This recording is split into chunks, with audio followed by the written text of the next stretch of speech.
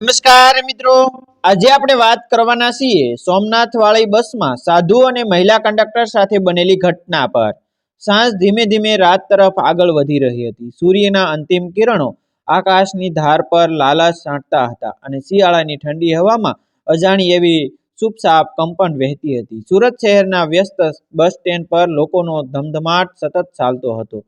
કોઈ પોતાના ગામ જવાની ઉતાવળમાં હતો તો કોઈ પોતાના પરિવાર પાસે પહોંચવાની આતુરતામાં। દરેક માણસ પોતાના શરીરને બચાવવા માટે ગરમ શાલ, સ્વેટર અને બંડીમાં લપેટાયેલો હતો। શ્વાસમાંથી નીકળતી હવા પણ ઠંડીને કારણે નજરે દેખાતી હોય એમ લાગતી હતી અને એ બધાની વચ્ચે બસ સ્ટેન્ડનો અવાજ, વાહનોના હોર્ન, શાહવાળાની બૂમ અને મુસાફરોની અફરાતફરી એક અલગ જ જગત રચી રહી હતી। એ જ બસ સ્ટેન્ડના એક ખૂણે જ્યાં મોટાભાગના લોકોનું ધ્યાન જતું નહોતું, તે એક સાધુ મહારાજ શાંત સ્વભાવથી બેઠા હતા।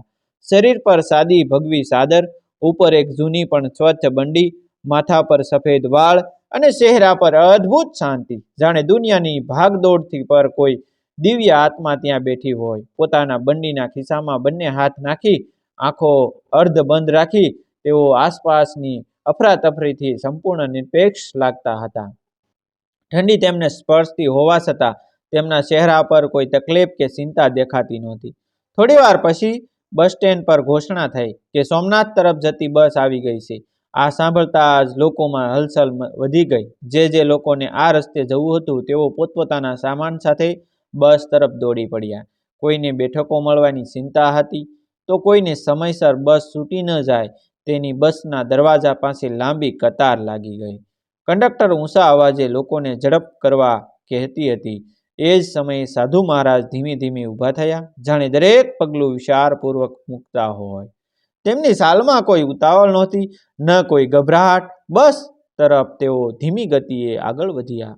કેટલાક લોકોએ તેમને જોઈને થોડું બાજુ આપી, કોઈએ માનથી નમન કર્યું તો કોઈએ અવગણના પણ કરી, પરંતુ સાધુ મહારાજને આ બધાથી કોઈ ફરક પડતો નહોતો।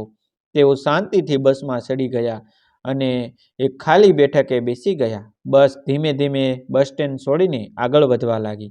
બહાર શહેરના દીવા ઝગમગતા હતા અને અંદર મુસાફરો પોતપોતાની દુનિયામાં વ્યસ્ત હતા। કોઈ વાતો કરતો હતો, કોઈ આંખ મીચીને આરામ કરતો હતો તો કોઈ બારીમાંથી બહારના દ્રશ્યો જોતો હતો। સાધુ મહારાજ પોતાની બેઠકે શાંતિથી બેઠા હતા, આંખો બંધ અને હોઠ પર હળવી સ્મિત, જાણે કોઈ આંતરિક યાત્રામાં લીન હોય। થોડા અંતર પછી કંડક્ટર મહિલા બસના આગળના ભાગથી ટિકિટ લેવા માટે આગળ વધી। તેણીની અવાજમાં કડકાઈ હતી, ચહેરા પર કામની તણભરી ઝલક। દરેક મુસાફર પાસે જઈને તે ટિકિટ માંગતી હતી અને સ્પષ્ટ શબ્દોમાં કહેતી હતી કે જો કોઈએ ટિકિટ ન લીધી હોય તો તરત લઈ લે, આગળ તપાસ થાય તો કોઈ બહાનું ચાલશે નહીં। બોલતી બોલતી તે સાધુ મહારાજ પાસે આવી અને થોડા અસંભામાં પડીને પૂછ્યું, તમારે ક્યાં જવું છે? સાધુ મહારાજ શાંતિથી પોતાની બેઠક પરથી ઊભા થયા, નમ્ર અવાજમાં બોલ્યા, મારે સોમનાથ જવું છે। કંડક્ટરે તરત ગણતરી કરીને કહ્યું કે 480 રૂપિયા થાય। સાધુ મહારાજે શાંતિથી પોતાની બંડીમાં હાથ નાખ્યો, ખિસ્સામાંથી પૈસા કાઢ્યા અને ધીમે ધીમે ગણવા લાગ્યા। બસમાં થોડી શાંતિ છવાઈ ગઈ। ગણતરી પૂરી થતાં તેમના હાથમાં માત્ર 290 રૂપિયા જ રહ્યા। તેમણે નમ્રતાથી કહ્યું કે બહેન, મારી પાસે પૂરા પૈસા નથી। આ શબ્દો સાંભળતા જ કંડક્ટર મહિલા ગુસ્સામાં આવી ગઈ। તેનો અવાજ વધુ કડક બની ગયો, પૂરી ટિકિટના પૈસા ન હોય તો બસમાં બેસવાનું નહીં, ચાલો નીચે ઉતરો। એવું કહી તેણે સાધુ મહારાજનો હાથ પકડીને તેમને ઊભા કરવા પ્રયત્ન કર્યો। બસમાં બેઠેલા ઘણા લોકો આ દ્રશ્ય જોઈ રહ્યા હતા। કોઈ ચૂપ રહ્યો તો કોઈના મનમાં દયા ઉઠી અને એ જ ક્ષણે બસની એક બેઠક પરથી એક મહિલા ઊભી થઈ। બસની અંદર અચાનક એક અજીબ એવી શાંતિ છવાઈ ગઈ હતી। કંડક્ટર મહિલાનો કડક અવાજ હજી પણ હવામાં ગૂંજતો હતો અને સાધુ મહારાજ શાંત ચહેરે ઊભા હતા। તેમના હાથને પકડીને તેમને નીચે ઉતારવાની તૈયારી ચાલી રહી હતી। એ સમયે બસમાં બેઠેલા ઘણા મુસાફરોની નજર આ દ્રશ્ય પર જમાઈ ગઈ હતી। કેટલાકના ચહેરા પર અસહજતા હતી તો કેટલાકના મનમાં પ્રશ્ન ઉઠી રહ્યા હતા કે આ ઠંડી રાતે આ સાધુને બસમાંથી ઉતારવામાં આવશે તો તેઓ ક્યાં જશે? પરંતુ બહુ ઓછા લોકો એવા હતા જે બોલવાની હિંમત કરી શકે। એ ક્ષણે બસની મધ્ય ભાગની એક બેઠક પરથી એક મહિલા ઊભી થઈ। તેના ચહેરા પર સહજ સૌમ્યતા હતી અને આંખોમાં કરુણાની ઝલક. તેણે પણ ગરમ શાલમાં લપેટાયેલી હતી અને તેના સાથે તેના પતિ અને 2 સંતાનો બેઠેલા હતા. તેણે કહ્યું ધીમેથી પરંતુ સ્પષ્ટ અવાજમાં કહ્યું કે બહેન, અમે પણ સોમનાથ જઈ રહ્યા છીએ. આ સાધુ મહારાજની ટિકિટના પૈસા અમે આપી દઈશું, તમે તેમને નીચે ન ઉતારો. આ શબ્દ સાંભળતા જ બસમાં ફરીથી હલચલ થઈ ગઈ. કેટલાક લોકોના ચહેરા પર આશ્ચર્ય આવ્યું તો કેટલાકના મનમાં રાહત. કંડક્ટર મહિલા થોડી ક્ષણ માટે રોકાઈ ગઈ. તેણીએ આ મહિલાની સામે જોઈને તેના ચહેરાનો ભાવ વાંચવાનો પ્રયત્ન કર્યો. ત્યાં કોઈ દેખાવ કે દેખાડો નહોતો, માત્ર સહાનુભૂતિ અને માનવતા હતી. કંડક્ટરનું મન પણ થોડી વાર માટે નરમ પડ્યું, કારણ કે હવે ટિકિટના પૈસા મળવાના હતા અને ઉપરથી કોઈ ઝઘડો પણ ન થવાનો. કંડક્ટરે થોડા કડકપણામાં કહ્યું કે જો તમે પૈસા આપશો તો બેસી શકે. અને હાથ છોડી દીધો. મહિલાએ તરત જ પોતાની પર્સમાંથી પૈસા કાઢ્યા અને ટિકિટ લઈ લીધી. સાધુ મહારાજ ફરીથી પોતાની બેઠક પર બેસી ગયા, પરંતુ તેમની આંખોમાં આભાર કરતાં પણ વધારે કોઈ જો ઊંડો ભાવ હતો તો જાણે તેમણે આ દુનિયાની સાચી માનવતા ફરી એકવાર જોઈ હોય. સાધુ મહારાજે ધીમેથી તે મહિલાને કહ્યું કે માતા, તમારો ખૂબ આભાર. તમે આજે જે કર્યું છે તેનું ફળ તમને જરૂર મળશે. મહિલાએ નમ્રતાથી માથું હલાવ્યું અને કહ્યું કે મહારાજ, આમાં આભાર માનવાની કોઈ જરૂર નથી. માનવતા એ જ સાચો ધર્મ છે. બસ હવે ફરીથી પોતાની ગતિએ છે આગળ વધી રહી હતી. બહાર અંધારું ઘેરું બનતું જઈ રહ્યું હતું. રસ્તા પર ક્યાંક ક્યાંક ગામડાના દીવા દેખાતા હતા અને બસની અંદર હળવી વાતચીત શરૂ થઈ ગઈ હતી. કેટલાક લોકો આ ઘટનાની ચર્ચા કરી રહ્યા હતા. કોઈ કહી રહ્યું હતું કે આજે પણ સારા લોકો જીવતા છે, તો કોઈ કહેતો હતો કે સાધુ હોવું પણ ભાગ્યની વાત છે. સાધુ મહારાજ શાંતિથી બેઠા હતા, આંખો બંધ કરીને મંત્ર ઉચ્ચાર કરતા હોય તેમ લાગતું હતું. તેમનો ચહેરો વધુ તેજસ્વી લાગતો હતો, જાણે અંદર કોઈ દિવ્ય પ્રકાશ જાગી ઉઠ્યો હોય. તે મહિલા વારંવાર તેમની તરફ જોઈ રહી હતી. તેના મનમાં અજાણી એવી શાંતિ અને સંતોષ ઉતરી રહ્યો હતો, જાણે કોઈ પવિત્ર કાર્ય કરીને હૃદય હળવું થઈ ગયું હોય. બસ રસ્તામાં નાના મોટા સ્ટોપ પર અટકતી હતી. કેટલાક મુસાફરો ઉતરતા રહ્યા અને કેટલાક ચડતા રહ્યા. ઠંડી વધુ વધતી જઈ રહી હતી, છતાં બસની અંદર એક ઉષ્મા હતી જે માત્ર હીટરની નહીં પરંતુ માનવતાની હતી. અને આ યાત્રા હવે માત્ર એક સ્થળ સુધી પહોંચવાની યાત્રા નહોતી, પરંતુ ઘણા લોકો માટે આંતરિક અનુભવ બની રહી હતી. બસ હવે શહેરની હદો પાર કરી ચૂકી હતી અને ખુલ્લા હાઈવે પર શાંત ગતિએ છે આગળ વધી રહી હતી. બહાર ઘેરો અંધકાર છવાઈ ગયો હતો. માત્ર ક્યાંક ક્યાંક દૂર ગામડાના દીવા ટીમટમતા દેખાતા હતા. ઠંડી હવા બસની બારીઓ સાથે અથડાતી હતી અને અંદર બેઠેલા મુસાફરો પોતાને શાલો વધુ મજબૂતીથી લપેટી રહ્યા હતા. રાત જેટલી આગળ વધી રહી હતી તેટલી જ યાત્રા વધુ શાંત અને ગંભીર બની રહી હતી. તે મહિલા જેણે સાધુ મહારાજની ટિકિટના પૈસા આપ્યા હતા હવે બારી પાસે બેઠી હતી. તેના સંતાનો ઊંઘી ગયા હતા અને પતિ પણ આંખ મીચીને આરામ કરી રહ્યો હતો, પરંતુ તેનો મન હજુ જાગતું હતું. વારંવાર તેની નજર સામેની બેઠકે બેઠેલા સાધુ મહારાજ તરફ જતી હતી. તેમની આંખો બંધ હતી, પરંતુ ચહેરા પર એવી શાંતિ હતી કે જાણે કોઈ ઊંડા ધ્યાનમાં લીન હોય. બસના હલનચલન છતાં તેઓ અડગ અને સ્થિર લાગતા હતા. મહિલાના મનમાં અનેક વિચારો ઉઠી રહ્યા હતા. જીવનમાં કેટલાય વખત તેણે કોઈની મદદ કરી હતી, પરંતુ આજની મદદ કંઈક અલગ લાગતી હતી. એ મદદમાં કોઈ અપેક્ષા નહોતી, કોઈ દેખાડો નહોતો, છતાં હૃદયમાં અજાણી એવી પ્રસન્નતા હતી, જેને લાગ્યું કે આ સાધુ સામાન્ય નથી. તેમના આસપાસ કોઈ અદૃશ્ય આભા છે જે શબ્દોથી નહીં પરંતુ અનુભવથી સમજાય એવી છે. થોડી વાર પછી સાધુ મહારાજે આંખો ખોલી અને ધીમેથી મહિલાની તરફ જોયું. નજર મળતા જ તેણી થોડી સંકોચાઈ ગઈ, પરંતુ સાધુ મહારાજના ચહેરા પર સૌમ્ય સ્મિત જોઈને તે સંકોચ ઓગળી ગયો. સાધુ મહારાજે નમ્ર અવાજમાં પૂછ્યું કે માતા, તમે સોમનાથ ક્યાં માટે જઈ રહ્યા છો? મહિલાએ થોડી ક્ષણ વિચાર કરીને જવાબ આપ્યો, મહારાજ, જીવનમાં ઘણા સંઘર્ષ કર્યા છે. પતિનું કામ સ્થિર નથી, બાળકોનું ભવિષ્ય વિચારતા મન ચિંતિત રહે છે. સાંભળ્યું હતું કે સોમનાથના દર્શન કરવાથી મનને શાંતિ મળે છે, એટલે પરિવાર સાથે અહીં આવી રહી છું. સાધુ મહારાજે માથું હલાવ્યું અને કહ્યું કે સોમનાથ માત્ર પથ્થરનું મંદિર નથી, એ તો શ્રદ્ધાનો આધાર છે. ત્યાં જઈને જો હૃદયથી પ્રાર્થના કરશો ને તો માર્ગ જરૂર ખુલશે. આ વાત સાંભળીને મહિલાના હૃદયમાં આશાનો દીવો પ્રગટ્યો. તેણીએ જીવનમાં પહેલી વાર અનુભવ કર્યો કે કોઈ અજાણ્યો માણસ તેના મનની વાતો એટલી સહજ રીતે સમજી શકે છે. બસની અંદર ફરીથી શાંતિ છવાઈ ગઈ. બહાર રાત વધુ ઘેરી બની રહી હતી, પરંતુ અંદર કોઈ અદ્રશ્ય પ્રકાશ ફેલાતો હતો. રાતના મધ્યભાગે બસ એક હાઈવે પરના નાના વિરામ સ્થળે ઊભી રહી. કેટલાક મુસાફરો ચા પીવા નીચે ઉતર્યા. ઠંડીને કારણે બસ પર ઉડતી નાસાની સુગંધ હવામાં ફેલાઈ ગઈ. સાધુ મહારાજ બસમાંથી ઉતર્યા નહીં. તેઓ પોતાની બેઠક પર શાંતિથી બેઠા રહ્યા. મહિલાએ પણ નીચે ઉતરવાનું ટાળ્યું. તેને લાગતું હતું કે આ યાત્રામાં દરેક ક્ષણ મહત્વની છે. બસ ફરીથી આગળ વધતી થઈ. રાત હવે અંત તરફ જઈ રહી હતી. કેટલાક મુસાફરો ઊંઘમાંથી જાગી રહ્યા હતા, તો કેટલાક હજી પણ સપનોમાં હતા. અને આ બધાની વચ્ચે સાધુ મહારાજ જાણે કોઈ અનોખી તૈયારીમાં હોય તેમ લાગતા હતા.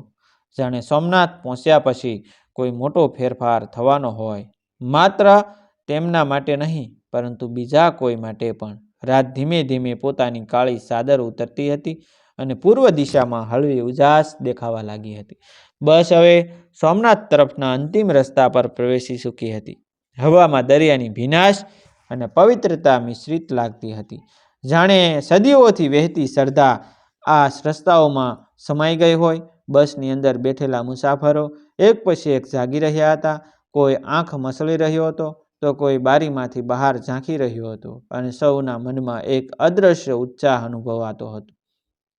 સાધુ મહારાજ હવે સંપૂર્ણ રીતે સચેત લાગતા હતા. તેમનો ચહેરો ઉજળું અને આંખોમાં અદ્ભુત તેજ હતું.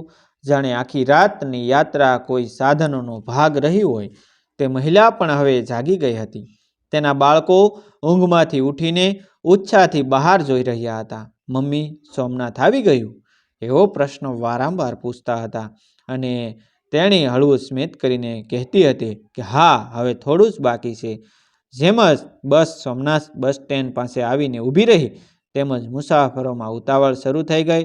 કોઈ પોતાનું સામાન ઉતારવા લાગ્યું, કોઈ દર્શન માટે વહેલી તકે પહોંચવાની તૈયારી કરવા લાગ્યું. બસનો દરવાજો ખુલતા જ ઠંડી હવા સાથે પવિત્રતા ભરેલી સુગંધ અંદર પ્રવેશી. જાણે દરિયો અને મંદિર બંને એક સાથે આવકાર આપી રહ્યા હોય. સાધુ મહારાજ સૌ પ્રથમ બસમાંથી ઉતર્યા.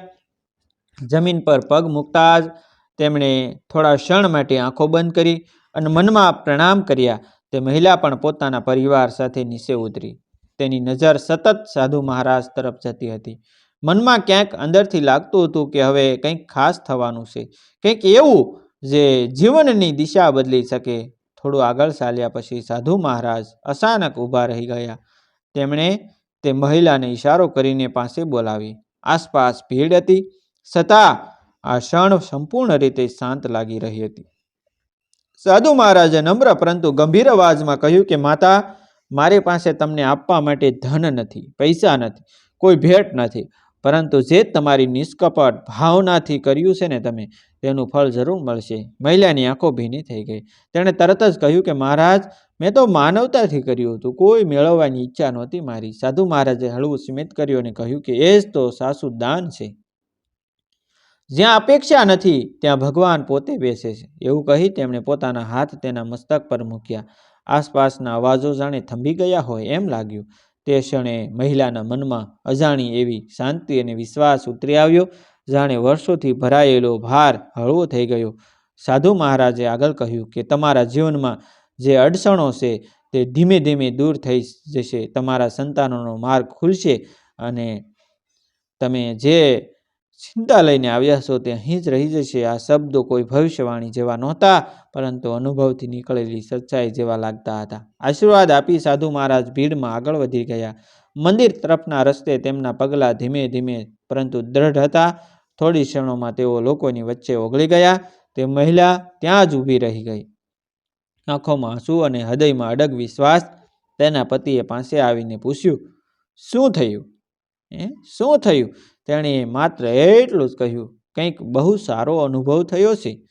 સોમનાથના મંદિરના ઘંટનાદ હવે સ્પષ્ટ સંભળાઈ રહ્યા હતા. દરિયાની ગર્જના સાથે ભળી જઈને જાણે એક દિવ્ય સંગીત રસી રહ્યા હતા.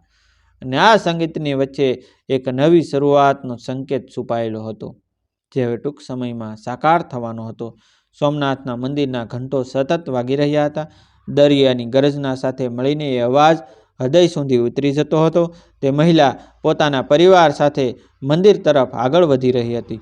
પગલાં ધીમા હતા, પરંતુ મનમાં અદ્ભુત સ્થિરતા હતી. થોડા સમય પહેલા સાધુ જે ચિંતા તેના મનમાં સતત ગૂંજતી રહેતી હતી, તે જાણે કોઈ અદ્રશ્ય શક્તિએ દૂર કરી દીધી હોય. બાળકોના ચહેરા પર આનંદ હતો, પતિના ચહેરા પર શાંતિ હતી, અને તેના પોતાના હૃદયમાં અડગ વિશ્વાસનો જન્મ થયો હતો કે હવે જીવનમાં કંઈક સારું થવાનું છે. તેમણે શિવલિંગના દર્શન કર્યા, હાથ જોડીને આંખો બંધ કરી, કોઈ મોટી માંગણી કર્યા વગર માત્ર એટલું જ એને મનમાં કહ્યું કે જે આશીર્વાદ મળ્યા છે તેને સાચી દિશામાં જીવવાની શક્તિ આપજો. દર્શન પછી જ્યારે તેઓ મંદિર બહાર આવ્યા ત્યારે સૂર્ય સંપૂર્ણ રીતે ઉગી આવ્યો હતો. તેની કિરણો મંદિરના પથ્થરો પર પડીને ચમકતા હતા, જાણે આકાશ પણ આ યાત્રાનું સ્વાગત કરી રહ્યું હોય. સમય પસાર થતો ગયો, દિવસો મહિનાઓમાં બદલાયા, અને એ મહિલાના જીવનમાં ધીમે ધીમે ફેરફારો જોવા મળવા લાગ્યા. પતિને લાંબા સમય પછી સ્થિર કામ મળ્યું, ઘરનું આર્થિક સંકટ હળવું થવા લાગ્યું, બાળકોના અભ્યાસમાં સુધારો થયો, અને સૌથી મોટો ફેરફાર એ હતો કે ઘરમાં શાંતિ અને સંતોષનો વાસ થવા લાગ્યો. મુશ્કેલીઓ સંપૂર્ણ રીતે ખત્મ તો નહોતી થઈ, પરંતુ હવે તેને સહન કરવાની શક્તિ મળી ગઈ હતી.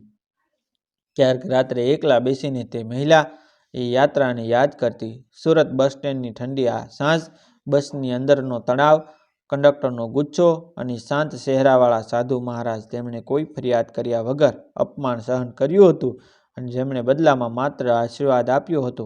ત્યારે તેના મનમાં એક જ વિચાર આવતો કે સાચી સમૃદ્ધિ પૈસાથી નહીં, પરંતુ ભાવથી મળે છે. એ સાધુ મહારાજ પછી ક્યારેય ફરી દેખાયા નહીં. ન કોઈને ખબર પડી કે તેઓ ક્યાંથી આવ્યા હતા કે ક્યાં ગયા, પરંતુ જે લોકો એ બસમાં હતા તેમના જીવનમાં એ ઘટના એક યાદ બનીને રહી ગઈ. કોઈ માટે એ માનવતાનો પાઠ હતો, તો કોઈ માટે ધીરજનો, તો કોઈ માટે વિશ્વાસનો, અને કદાચ સાધુ મહારાજનું પણ એ જ કાર્ય હતું, જીવનના રસ્તે ચાલતા અજાણ્યા લોકોને થોડી ક્ષણ માટે રોકીને તેમનો સાચો માર્ગ બતાવવાનો. આ વાર્તા અહીં પૂર્ણ થાય છે, પરંતુ તેનો સંદેશ ક્યારેય પૂરો થતો નથી. કારણ કે જ્યારે પણ કોઈ માણસ નિષ્કપટ ભાવથી બીજાની મદદ કરે છે, ત્યારે ક્યાંક કોઈ સોમનાથ ફરી જીવંત થઈ જાય છે, અને ક્યાંક કોઈ સાધુ મહારાજ અજાણ્યા રૂપે આશીર્વાદ આપી જાય છે. મિત્રો, આ વાર્તા કાલ્પનિક છે. તેમાં આવતા તમામ પાત્રો, દ્રશ્યો, સ્થળ, દરેક વસ્તુ કાલ્પનિક છે. આવા જ નવા જીવન ઉપયોગી મજેદાર વિડીયો જોવા માટે અમારી ચેનલ સાથે બન્યા રહેજો અને અમારી ચેનલને સબસ્ક્રાઇબ કરી દેજો. થેન્ક યુ મિત્રો. મળશું આપણે એક નવા વિડીયો સાથે, એક નવી સ્ટોરી સાથે. ત્યાં સુધી આપ સૌનો આભાર. Thank you.